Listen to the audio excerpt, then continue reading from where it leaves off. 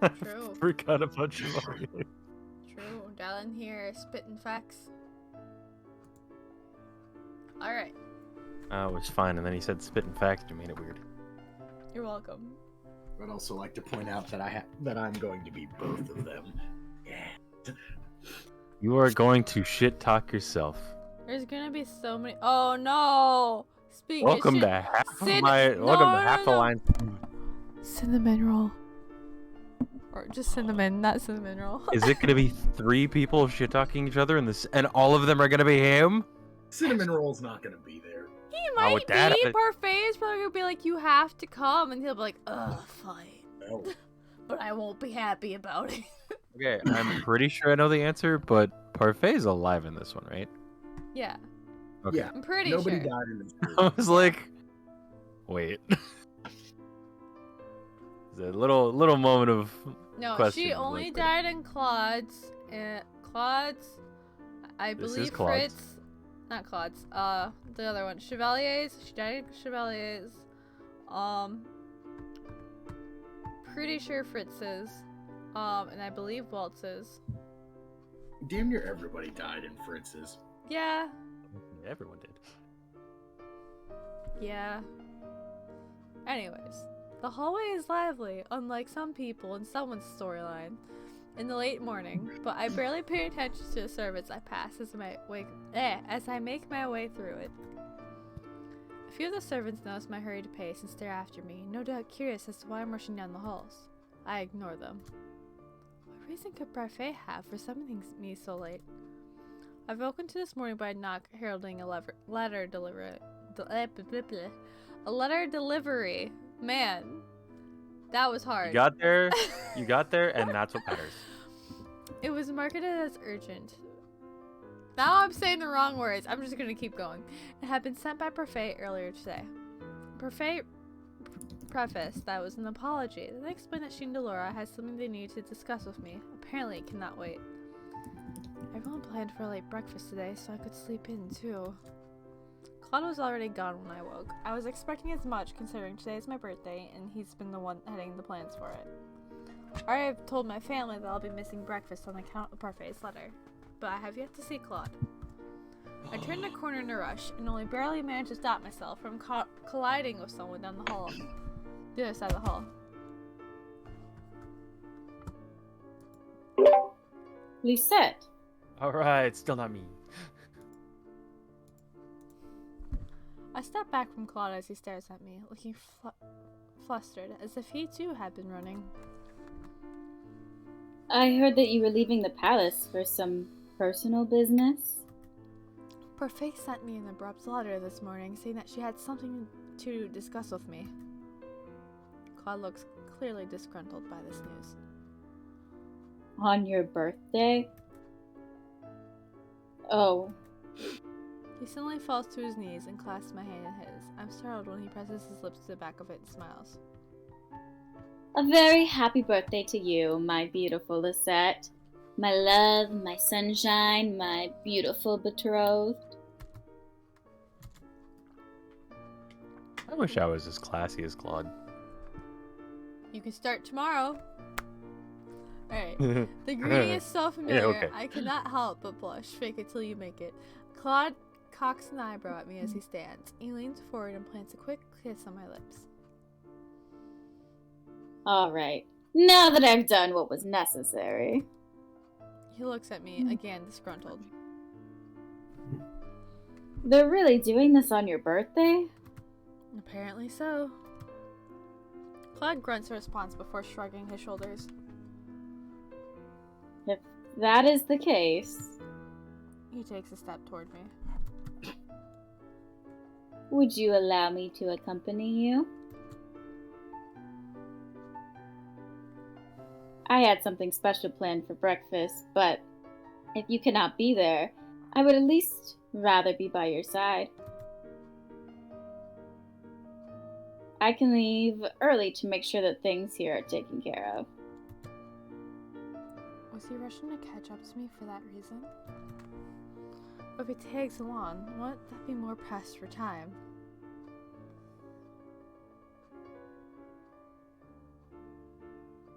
I think we should say stay at the palace. What are these impossible fucking choices? Come on, game. Right? But didn't he have something planned for breakfast and now he can't do the plan, so isn't that... True. Yeah, so True. I guess. He has the time anyway. Can we just go back? Can we just go back to Abby killing everyone? It was so much more simple. Yeah, but it was also Those much were more the simple days. heartbreaking. We're all Or really sad. sad. I murdered everyone. Those great. were God the damn it, simple days. Abby! There's a lot to take on, guys, okay? See, this is why we have Fritz's storyline. It's convenient because we don't have as many impossible choices. There's nobody to make choices for. Oh my God. His was There's so well nobody to make written. choices with. His line was so well written and so fucking sad. I guess, well, I mean, with Abby's logic, I guess tag along. I was thinking this because it's like, we don't know how long this meeting's going to take, and then the ladies probably just want it to be just Lucette, so it's like, I don't know. But at the same time, it's like Make up for his plan he didn't have. it's like this is like one of his favorite times of year, and he's like you gotta let him come along. Yeah, no, let him come. Like, come on. Alright. Like, here, how about this? Put it from a guy's perspective. In his place, like, I would absolutely not say anything, but I would absolutely be not as happy if you said stay home. Yeah, I would say come along too, but like, I don't know. She's more logical, so I would think she'd pick that, but... We've already gotten everything wrong, so it doesn't matter. Doesn't matter. Yeah, it's very true. Most We're of it already was on the pushing for At this this, rate, we're so... seeing all the wrong answers. Yeah! Alright. He's the one that's insistent on taking along, and I always appreciate Klaud's company. I should hope so. God, I would hope. Perfect. I will meet you at the palace gates in a few minutes, then. I just need to tell everyone that I plan on being out for a short time. He ducks and plants a kiss on my head cheek before I run off, helping me. Where the hell did I get that? Leaving me to once again walk down the corridors on my own. We don't have to wait long for Karma to appear at the gates. Sorry to keep you waiting, Lucette. He Here. glances around the clearing. No carriage? I ask, but they have yet to prepare one. Perhaps we should just walk to the march-in. I stifle a laugh. Relax, darling. Parfait and Delore have already waited this long. I'm sure they can afford you some time to breathe and some fresh air.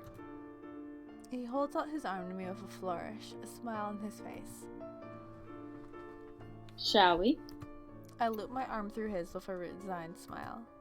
We shall. The town is lively today, but still not crowded as it is in the afternoon. I really do feel bad that everyone out of the way to get breakfast so late on my account. I told him it was for some important meeting with Parfait, but still. What could be so urgent she had to call me out here? The walk through town is mostly uneventful. I'm relieved when no one goes out of their way to speak out a birthday greeting to me.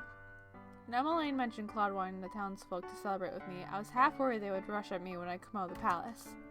The town is as it always is. With great relief, I greet people respectfully when they call out to me, but otherwise keep to myself. We are close to the march when I stop, hearing a conversation that pips my curiosity.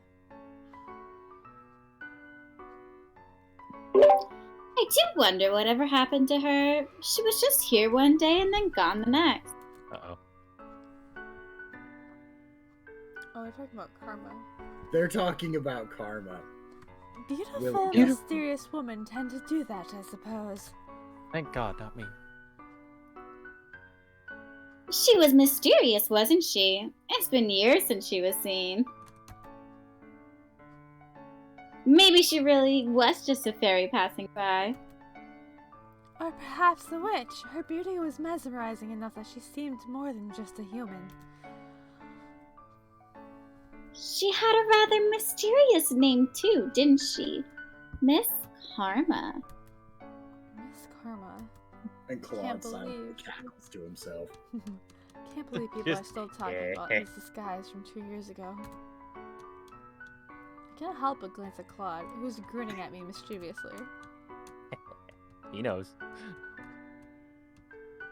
Perhaps one day, the enigmatic, I got it, enigmatic Miss Karma will appear in town again. Is she a fairy or a witch? None may ever know. It is indisputable, however, that she is the second most beautiful lady in the realm. Second most beautiful. It's not like you to be so humble. Klaud looks How at me dare. pointedly. Well, she certainly isn't as lovely as another fairy in the... Claude's only response is a wink. I continue to walk, my eyes now on the margin. I wonder how the townsfolk will feel if they realize that Miss Karma somehow became the crown prince of Angel. Cheated That would feels like it would almost be make it funnier. Cheated feels like it would be putting it mildly. Also, she fell into the most obvious trap in the world. How has she not learned how to people after like 3 years? When I finally arrive at the marching door, I How stop. dare you, face.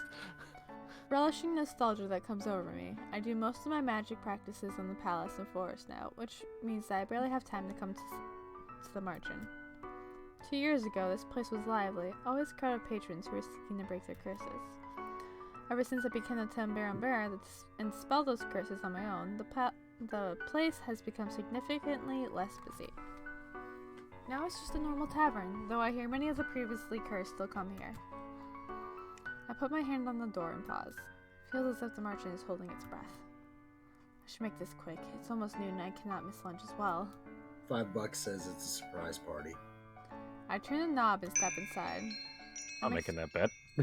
I'm expecting quiet and serenity, but the moment I step foot through the front door, there's a loud outburst of sound from every direction of the room. Happy birthday, Princess Lisette! Happy birthday! The words are only the primary greeting. After them comes a shower of petals that fall from the ceiling. I realize as they fall to my feet that they are white. Lily, petals? I stare at the sight before me with wide eyes. The marchand is mostly unchanged, except for a few flourishes here and there. Lilies line some of the shelves, and I can see through the doorway that the table in the tavern area is decorated. Finally, I notice a group of people gathered by the door.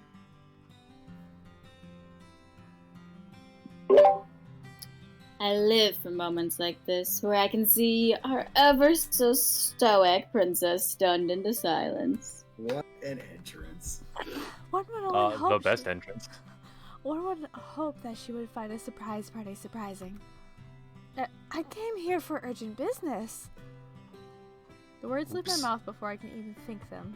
My cheeks are warm and my head is spinning. I cross my arms, my face still flushed with embarrassment. I turn to glance behind me and see Klaud looking at me. He's smiling at me smugly, as if in triumph. He was in on it. You knew about this all along. Of course. Good thing we brought him along. You knew about this all along. We got one right. Woo! Yay! But of course, I did help plan it after all. Boy, thank God we... Thank goodness. So why you said the palace was a well-crafted lie? You forget that I'm very good at keeping secrets. I step into the room, the surprise finally sinking in. I look around and see familiar faces I haven't seen in a while. Even more surprising, my family and Lance are among them. I saw them all before I left the palace. How'd they get here? When I ask for explanations, I'm told that the royal family was transported to the marchand by Waltz, who used a transportation spell. Everyone else seemed gathered in the marchand before that, making arrangements and setting up the impressive array of food I could see in the tavern area. Although the venue is smaller, it is more comfortable. So much nicer than a grand party at the palace. No formalities required. I much prefer the nostalgia of the marchand to the stiff royals. I'm led, as the guest of honor, into the tavern area. There is sure enough a banquet set out on all the tables. Some of my favorite foods are on the menu, and it's impossible to miss a drinking fountain. Is that? A drinking fountain filled with a special birthday juice, princess. There are fancy goblets laid out just behind beside the fountain, already filled with the concoction. The goblets on their own are not telling, but I recognize the chameleon dapper, so this is the juice Emmeline was tasting in the dining hall. Emmeline moves to stand in front of the drinking fountain, a bright smile on her face. I notice Lance standing with her. More likely than not, he's been assisting her with this since he arrived. Emmeline gestures to the goblets and the drinking fountain behind them. I present to you Lusette's special drink, the chameleon. There's a round of applause, followed by very confused muttering. Dolores snorts. And here I thought this was a celebration for the princess. But it's funny. Emmeline? Lucette insisted we call it that. Look at Oh, the it sheet. was the right Really? answer. We had to wait so The long. long game. The long game. Damn. Holy shit. I guess it's only when it's mentioned. Claude looks at me Wow. mournfully. Did you really expect me to call it anything else with such a topper on it? But Lucette. I have no problems with the name. It was your idea, after all. My God. Look at that. I'm amazed. I didn't even know you could blush, Karma. It is a trick of the lighting, nothing more. Oh my God, we broke the facade. God damn, I want to Not only stop. did we break the facade, we broke the screen. I just want to say, god damn, I want to, like, be able to stop blushing on command. Do we break the screen? And the words are gone. Everyone scatters in Okay, it was different broken directions. on my screen. Oh, oof. Everyone scatters in different directions at this point. Some make their way immediately to the food tables, while others begin to engage in conversation. It's a small get-together, but the people here are all comfortable enough with each other that it's easy for them to converse. Somehow, even despite that the royal family should look out of place, they do not. Maybe it's the fact that I've already met everyone at the tavern before, at the palace. Even Lance seems at ease. I'm just about to make my way over to the large food display when a familiar voice stops me in my tracks. It has been too long, Princess. I missed seeing your radiant scowl. My boy! Every time I think he's changed, this happens. Chevalier laughs when I frown at him. There it is. I'd much rather see you smile, though. It is your birthday, after all. 2 years ago, when I left the Chevalier's curse, he remembered that he was a doctor. He became more serious after that, went back to his work with a commitment that surprised everyone. I hear that because of his clinic is closed, he visits the merchant often. How have you been? I've been well, Princess. I have to thank you for your recommendation a month ago. My recommendation. You recommended my clinic to a renowned nobleman. Lord Decimond, was it? One recommendation led to another, and now I have an influx of patients. For better or for worse. I found out not long ago that Chevalier frequently refused gold from people out of his own selflessness. Because I cannot convince them to take the gold, I recommended a nobleman to his clinic instead. Now he has no reason to refuse payment. It's my pleasure, but please make sure to keep some of the gold for yourself. I hope you won't put Lusette's efforts to waste with your selfishness again. Here we go. Claude suddenly stands beside me with a scowl on his face. Yay. A pleasure to see you too, Your Highness. Both men frown at each other. For some reason, they're still curt with each other. But do they Here we really go. need to act like children? Damn it. Oh, Lucette. Here we go. Oh boy. Now Damn we just it. need cinnamon. Lance suddenly appears at Chevalier's other side with a bright smile. I came to ask. Oh, He looks at Chevalier, who's staring between him and Claude with wide eyes. there's two of you. Lance laughs. I would be Claude's brother, yes. I am Prince Lance of Brigantia. It is an honor to meet you. An honor. You are the renowned Angiel doctor, Chevalier Dumont, yes? Your reputation precedes you. Chevalier eyes Lance skeptically.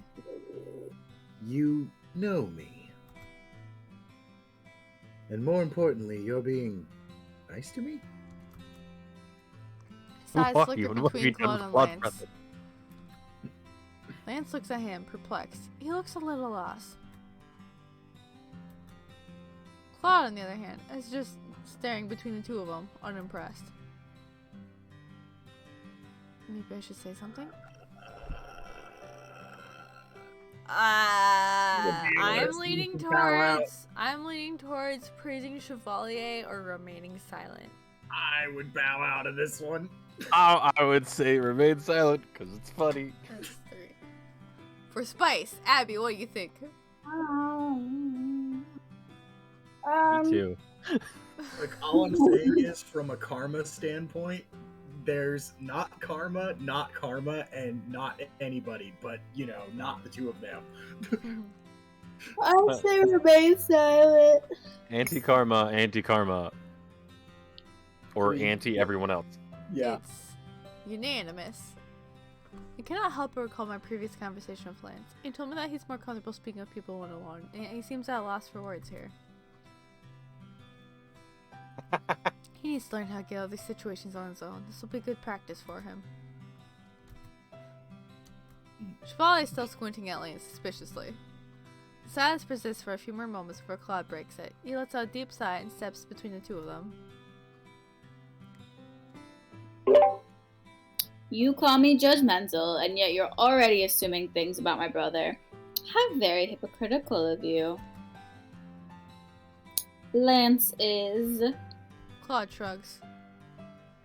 Lance is not me. No, Lance is definitely easier to get along with than Klaud. Wow. Darling, you wound me. Both Lance and Chevalier laugh at that. Klaud scowls a little as he turns away and takes my hand. In the moment Klaud looks away, I notice Lance flashes a grateful smile at him. So Klaud can actually be brotherly when he tries. Called it. Chevalier and Lance seem to think a little bit comfortable with each other after the interruption. Klaud pulls me away while they continue conversing. Well, at least someone gets along with that man. Everyone except you. Klaud shrugs. Some things do not change. We part ways after that, Klaud going to speak with my family while I make my way towards the Martian borders.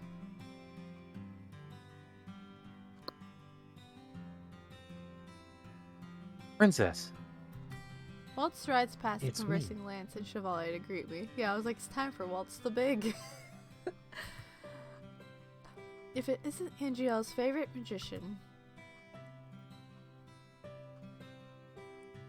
Favorite is a bit of an overstatement, but thank you. How have your lessons been going? I assume they've been a success, as you haven't made my last 3 lessons with Delora. I was actually going to apologize for that. There is no need. There are young witches who require counsel a lot more than me. Shortly after Waltz's curse was dispelled, he made good on his deal to help teach me magic. I used to see him more often before he decided he was going to become a magic tutor for young witches. Waltz is very good with children. How have your Tenebrarum responsibilities been? Princess? I've been having more nightmares recently, but it's no cause for concern. It is every cause for concern. Waltz, stop. I can see you're already worrying. I'm good at that, yeah. It's in my nature to worry about friends, you know. Waltz has been helping me remember some of my lost memories now that he's no longer cursed. With his help, I've been able to recall our previous friendship. Today's a day for celebration. You're not allowed to worry about me. But That's an order from your princess. I'm going to do it anyway. Walt smiles as he puts a hand to his chest and bows. I have no choice but to obey then, I suppose. Our conversation turns to more lighthearted things after that. Jovial hours pass by in the blur, with the exception of Jillian and Garland, who are both back at the palace because of their important night duties. Everyone I know is here. It's a pleasant break to catch up with all of them. After some time, a large cake is brought in, floating... Why am I struggling? After some time, a large cake is brought floating in by Parfait. It's so pretty. It's not carried by 4 people. It's an ice cake. Because we have a freaking fairy. Alright, everyone in the room grows quiet as they gape at the massive size of it. The cake is 5 different layers, and without magic, would require at least 6 people to carry. I was under the impression that this cake would be small.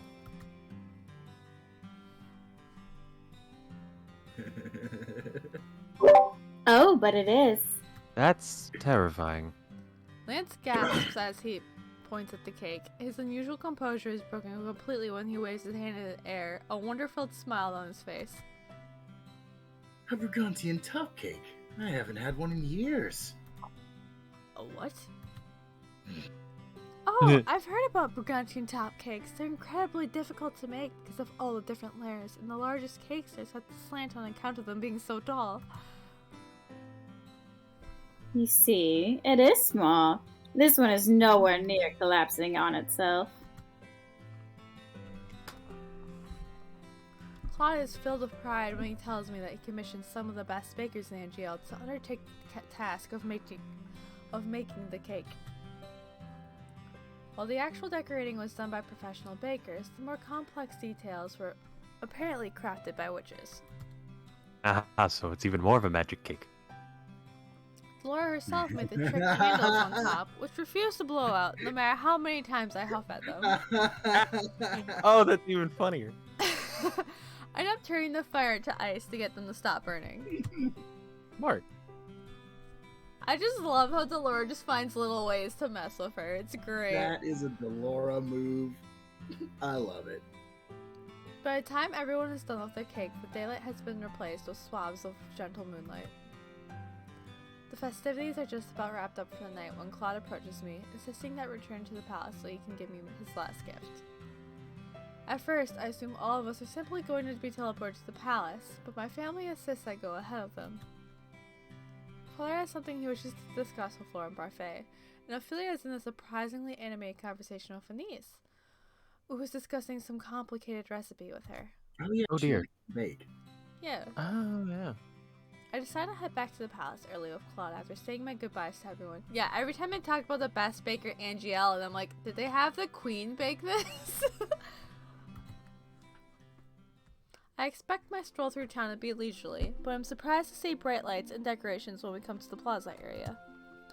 Specially crafted lanterns hang from the shingles on the rooftops, and the town floor is littered with both white and red flower petals. Everywhere I look, there are stalls decorated with lilies and roses. What is all this? A celebration, obviously. The plaza is the heart of festivities. The stalls are filled with games, music, and food. Everything is either a lily or rose themed, and everywhere I look, I see smiling faces and laughing crowds. Emmeline said they want some way to celebrate my birthday with the townsfolk, but I was expecting them to distribute a drink. Not all of this. There are rose petals, too. Only because the rose and lily aesthetic is a good combination, no? I get it.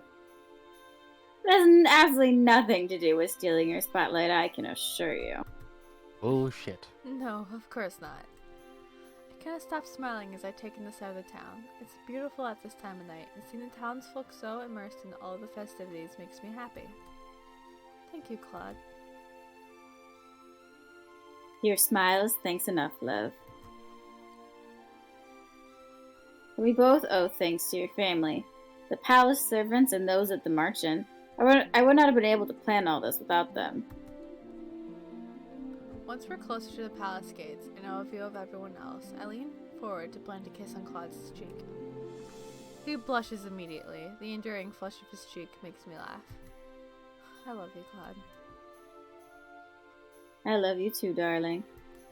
He puts a hand to the rose locket. With all my heart. I loop my arm through him as we make our way through the gates.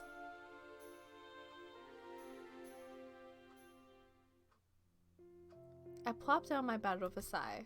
The night celebrations have gone on so long I'm more exhausted than usual. Sleep feels incredibly alluring, but... I sit up as Klaud enters the room with a bright smile. And here I was hoping you'd fallen asleep so I could wake you with a kiss. That will not be necessary. Klaud steps forward and holds a small box to me. It's simply wrapped with a small blue ribbon on top of it. I wonder what it could be. Klaud takes a seat beside me as I unfasten the ribbon at the top and pop the box open. After getting through layers of wrapping paper, I find a smaller box inside. I pop the box open carefully and stare at what I see inside. Shot in the dark? Yep. Aw. Lily charm. The I was doll was like a hint. Yeah. This? I take the pendant and its chain out of the box carefully and trace the petals with my fingers. My eyes immediately go to the rose pendant on Claude's chest. Now we match. My fingers tighten around the lily pendant. The celebration at the merchant and the town folks, the cake, and this gift. Despite Claude's flair for the dramatic, he was able to give me so many things today without sacrificing your genuineness. You like it? No. Claude's expression falls, then just as quickly, he looks confused and I laugh. I love it. You really do love to tease me, don't you? I put a hand on his knee and lean forward, still gripping the pendant in my fingers. I promise to treasure it always. Thank you, Klaud. Before he can say anything, I lean forward to kiss him. Our lips meet in a kiss that starts soft and eases into something deeper. I lean into him, causing him to fall back on the bed. Ho ho, you're in one of those moods. Not at all. I just noticed your form was lacking, so I exploited your weakness. I should know better than to let my guard down in front of my best pupil. I lean forward again, my lips brushing his once again, but a knock startles us both. When neither of us has anything, the knock comes again. Excuse the interruption, Princess Susette. Prince Klaud, the king desires to speak with the prince in the throne room. Oops. He says it's about the celebration budget. Oh dear. Celebration budget? Klaud rolls out from underneath me with a sheepish laugh. Ah, right. I suppose that is important. He calls back that he'll be at the throne room shortly. The maid leaves, her footsteps echoing out in the hall. What is this about the celebration budget? Well, many of the supplies we set up in the town for your birthday celebration had to be paid from a fund. Rugantia helped fund some of these too in honor of the marriage, but He smiles sheepishly. I'm afraid I have yet to explain that part to the king. I stifle a sigh as he smooths down his clothes. I'm about to wave him off when he leans down in front of me once more. He uncurls my fingers from around the lily pendant and holds it up. If you don't mind, darling. He leans back to clasp the necklace at the back of my neck. When he pulls away, the lily pendant hangs from my neck. The small weight reminds me of the glass slipper necklace I used to have in the same place. I'll see you later, Lucette. How Two of did us he say- convince two kingdoms to dump enough money to decorate a town? Well, one party's at midnight, like every week. That's So- a good point. The two of us Jesus. say our goodbyes before he rushes from the room, leaving me alone to think on the events of the day.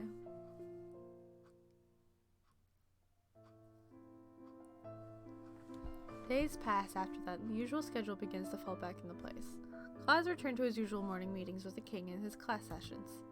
My own schedule is composed of meetings and lessons, including magic practices with Delora and Waltz.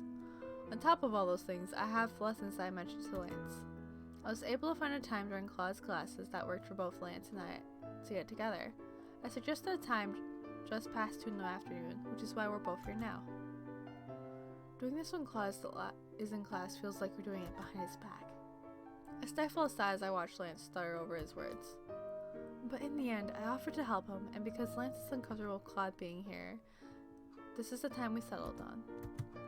I focus my attention on him. Try it again, but this time look me in the eyes. Lance's posture becomes stiffer as he fixes me with a solemn gaze. And so this brings me to the subject at hand, my dear people.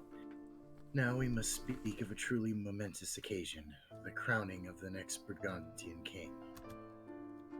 Lance's gaze is rigid as stone. I know that this ceremony is of the utmost importance. Why are you glaring at the audience?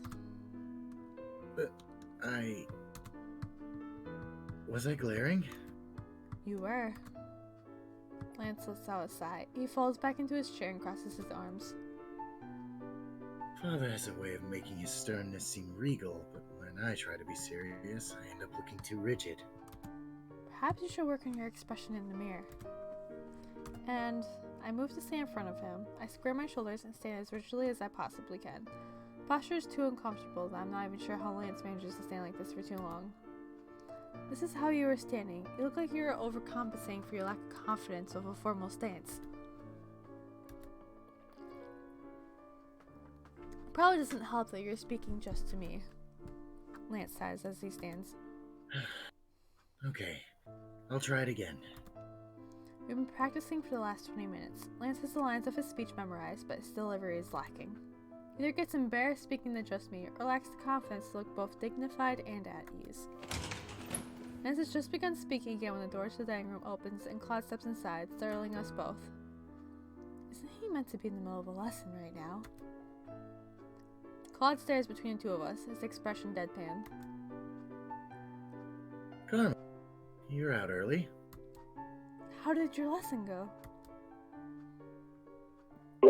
It was the same as always. He begins to walk towards us slowly. Something in his gaze is dark, on edge. Is something wrong? He stops just beside us, his expression still rigid. I would hope not, though I am curious what is happening here. Lucette is helping me practice my initiation speech. I'm terrible at it. The whole thing. Being kingly is difficult. Klaud does not respond, only continues to look at Lance with that irritation still scrawled on his face. Why is he so angry? I don't understand. Don't understand? It is an honor to be crowned a king. We've been preparing for that duty our whole lives. You've known as long as I that this honor would one day be bestowed upon us. Never once have I seen you struggle or complain. And yet now that I'm out of the picture, you suddenly flounder. Karma. I did not give up that title just so you could bring shame to it. Lance stares at him, obviously shocked by this turn in conversation. My surprise mirrors his. What? What? Both of us speak in unison. I'm disappointed in you, Lance. The anger on Claude's face is alarmingly palpable. He glances at Lance, who is looking more and more like he might succumb beneath that gaze. This is not right, but... I feel like this is going to turn into a, I say remain silent. I'm thinking interject. I don't want him just beating down on his brother like that. No, I know where this is going. He's going to help him. Maybe. I'll bet you money he's going to help him. Maybe. He might scold him a bit, but he's not going to like jump his shit. He's going to help him. I guarantee you. He's being this is the beginning of a brother moment. All right, I'm going to be the pessimist here. I am going to slightly laugh when you're wrong, but I'm going to agree and say remain silent. What do I you will think, bet you Gab? anything that this is the beginning of him being big brother. I vote I don't want to answer. Well, see, remain silent. Is There that you remain go. silent, or do you just not know? I don't know. If it's tied, I'll flip a coin or something. But Do you think that she should interject? I It's do, also, quite frankly, it's also technically none of her business. True, but he's coming in mad and he's been talking smack about him a little bit, so it's like...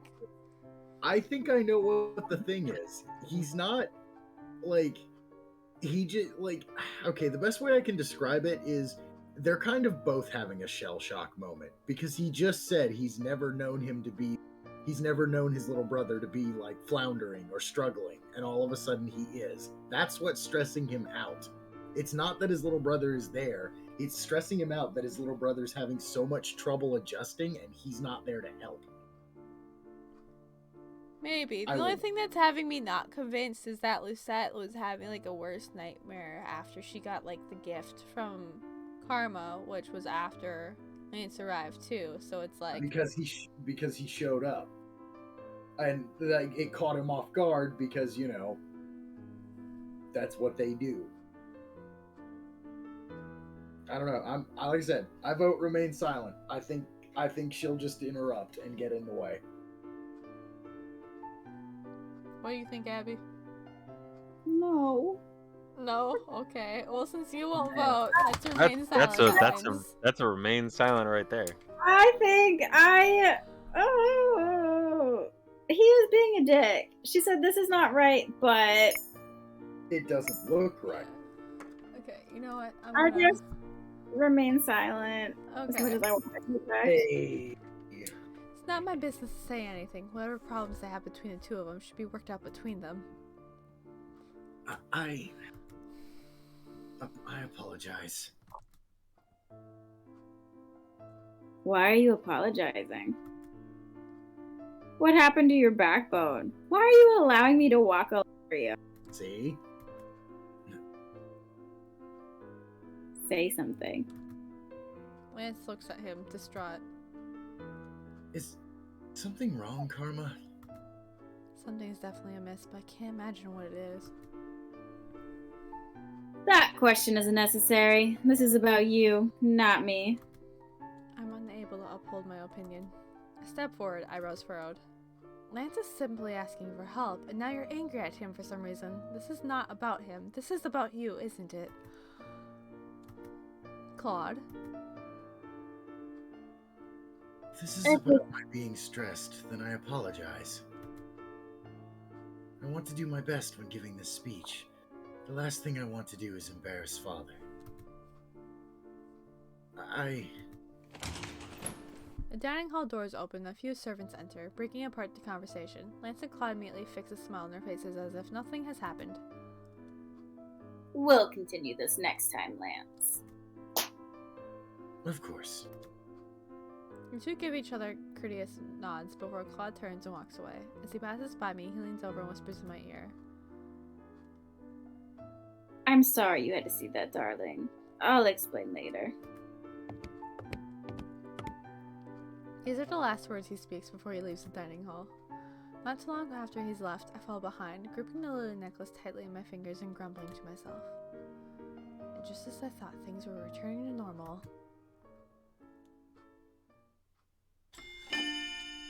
Oh. Alright, Mhm. this is where we're going to save it. The kingdoms Mhm. wait. Now we have to wait to find out. Yep. Gotta play that long game. Welcome to cliffhangers! Boop. We're not good at that. That a lot. Cliffhangers are nice. They're fun. What are you talking about? Anyway, it still looks nice so far. I wonder if, like, I don't know. This has been neat. There's a little more conflict, Neat is at a least, word. in the last few. Yeah, Neat it's is- been interesting. Neat is a word. Also, shout outs to New Karma. I approve of this. This was a great idea. Oh yeah. Woo! And